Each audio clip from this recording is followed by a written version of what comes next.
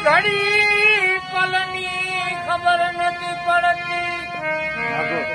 એ જીવડો કરે છે કાલની વાતો એના જીવ માથે જમડા પડે ખેતર હોય ને એની માથે બાજ પડે ખેતર માથે બાજ જેનું કાળ હોય બેટા એની માથે પડતું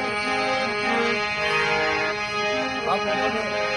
આ ધર્મ વિશે ઇતિહાસ વિશે ભજન કરે છે કૃષ્ણ ભગવાન જયારે બાળ ઉંમર